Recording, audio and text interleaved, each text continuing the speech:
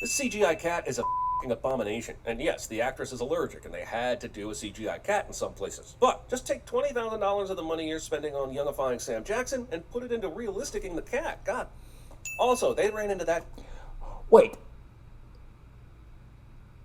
The actress is allergic to cats? Right?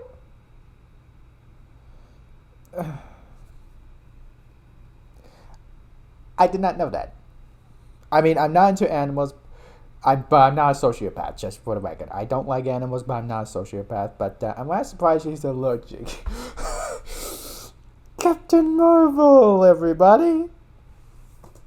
Cat on level 5 in the storage room, and somehow it ran several floors away from that position and got into the hangar and onto a prototype aircraft that they would eventually use. Maria Rambo. So how do we get to Louisiana? I'm sorry, but the amount of information they've gleaned from a few seconds of glancing through the records, like Maria's exact address, is such bull that this movie is actively starting to stink. Why does Ronan look like a character from Myst here? Carol appeared almost lifelike on the hologram earlier, and even in full color. Is Accuser Tech still using dial-up or something? I see flashes, little moments, but I can't tell what's real. I'll tell you what's real. Someone on this movie's set design team thinks this single mother living alone with her daughter keeps a bowl on the table with 6 f***ing lemons in it. That's real. That happened. Come look. You'd better come take a look at this cliche. That was all that survived the crash. Well, that's a lie. You're telling me a prototype aircraft crashed and every single piece of it disintegrated into dust, including the rest of this dog tag, but not this tiny corner of dog tag? You know, you really should be kinder to your neighbors. You never know when you're gonna need to borrow some sugar.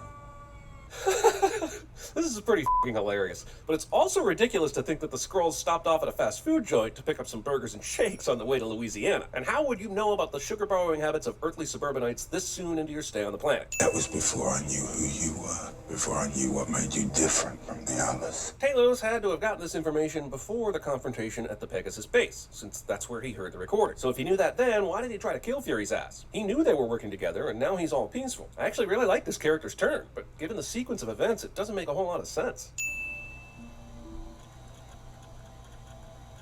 What's happening? It's loading.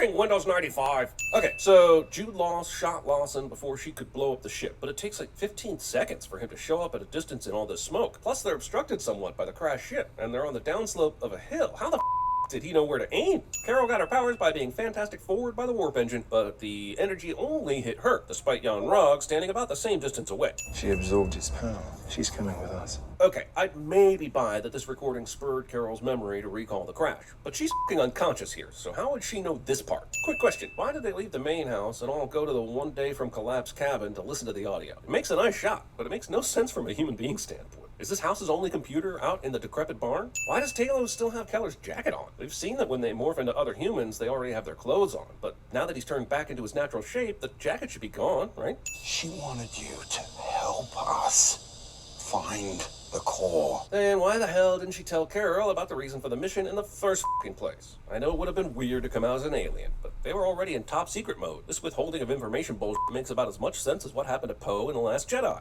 Do you hear me? Man, this depiction of the friendship between two strong, independent women that is emotional but not corny is long overdue, and it's about time that Marvel showed it. So I'm going to take a sin off because I'm totally a social justice warrior or virtue signaler or whatever the latest term that's complimentary but is being used to be derogatory. Take it off! This moonlight shot makes no sense. The pole at the bottom right of the shot shows a shadow that matches up with the moon's location. But then the spaceship thing that Veers flew here has a shadow that suggests another, even stronger light source off-screen to the right. When they were handing out kids, they gave her the toughest one. Lieutenant Trouble.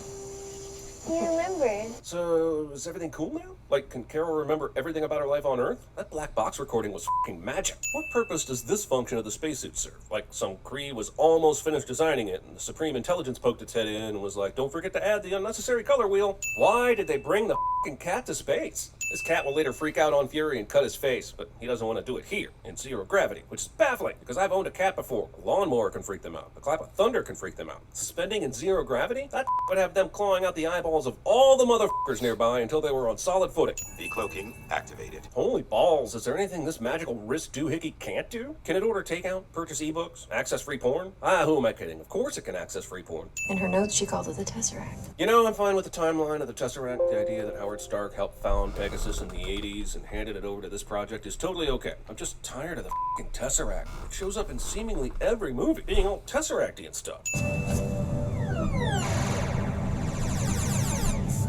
She's a pinball wizard. It's gotta be a twist. A pinball wizard has got such a supple wrist. Evil dude picked up the cat, carried it all the way here, and just tosses it casually. And that is a ton of wasted effort.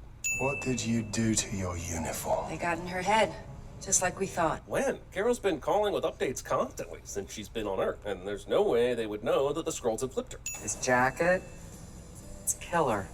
By the way.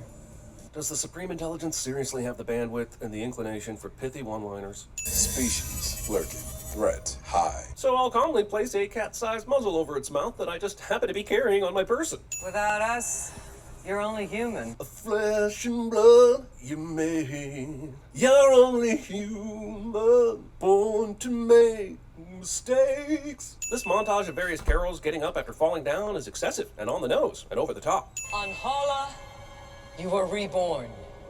Veers. Because every sci-fi movie apparently needs an alien race to misread something and call it something else, like Star Trek with V'ger, and Tim Burton's Planet of the Apes with Kalima. This goes on for some time. I will say this about the movie, it waits until the perfect time to unveil Carol's true powers, and this is a goosebumps-inducing moment, so it absolutely deserves a send-off. Yep. Having said that, this reveal sets up the same issue as DC has with Superman. Carol is all-powerful. She hasn't discovered everything she can do yet, but she's pretty much unkillable now, and future movies, Endgame, will have to do a ton of hand-waving and marginalization for her to be included at all into the rest of the MCU. Okay, look, playing I'm Just a Girl during the climactic scene of this movie, that's more on the nose than anything ever. Literally, the only more on-the-nose song you could have chosen is Meredith Brooks' Bitch, or maybe Barbie Girl, or Cyndi Lauper's... Well, the movie never explains it, or even suggests it, but Jan Rog apparently has the ability to manipulate metal like Magneto. And that needs more backstory than anything in this movie that you actually gave a backstory for. God damn.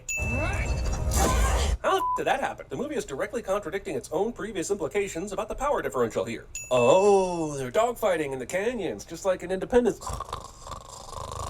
Sky Captain in the world of Two Marvel. Dude, Carol may be all-powerful, but does she also have a GPS built into her headpiece? How the hell did she know exactly where Jan Rog ended up? She didn't even see him crash. Prove to me you can beat me without a... This is a great moment, but it was also super f***ing obvious that it was going to go down like this. This is basically Indy taking out the sword guy with the gun in Raiders of the Lost Ark. Oh, mother flirkin'! Mother Flurkin. I'll be back before you know it. She will not. For emergencies only, okay? And real emergencies, too. Not like if an alien species is invading one of your most populous cities and your shadow government is about to nuke the out of it as a result. And really, it would take a giant stroke of some luck and some space gravity to avoid total annihilation, but you can totally handle that. You think you can find others? Yeah, why did she show up? Why did she show up a long time ago? It's like her. We found her and we weren't even looking. Okay, the logic here is stunning. And yes, they do end up finding more heroes, but it's not because they already existed. Carol was a 1 in a billion fluke. Banner still hasn't tested gamma radiation yet. Tony has to be kidnapped and build a suit in a cave. Black Widow is just a human badass, and Hawkeye is decent to okay with arrows. Just how amazing would this cat vomit scene be if we didn't know where the Tesseract went during the sequence on Lawson's lab? It might have felt worth sitting through the 12 minutes of credits. Might have. There, I said it. I like a cat. Ah! I feel so free! I feel the need.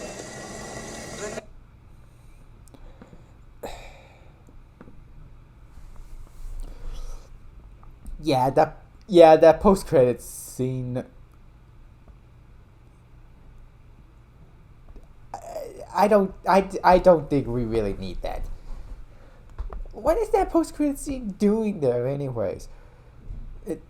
The mid-credit scene should be a post-credit scene or something.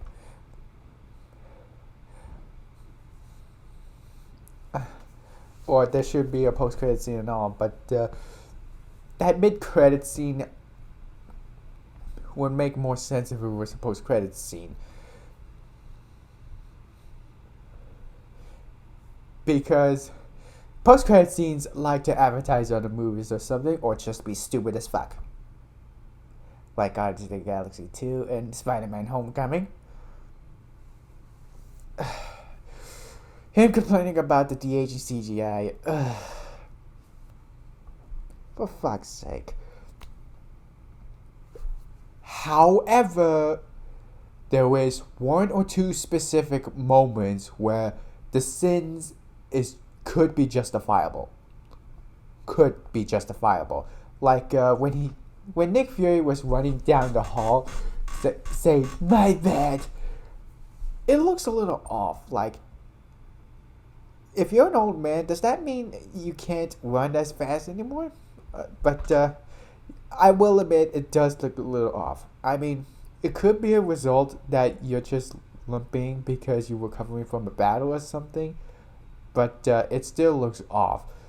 I would totally understand if he actually said that part. I actually absolutely would. But he never did.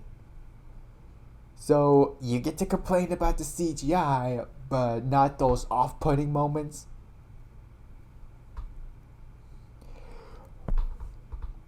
Add 5 sins to Cinema Sins for overlooking that detail. Also, I'm adding extra sins for Cinema Sins for not going into detail about scratching the eyes scene. Like, I'm pretty sure Nick Fury would be screaming his ass off for an hour or two, because losing an eye, I can imagine, is pretty painful unless you're knocked unconscious or something.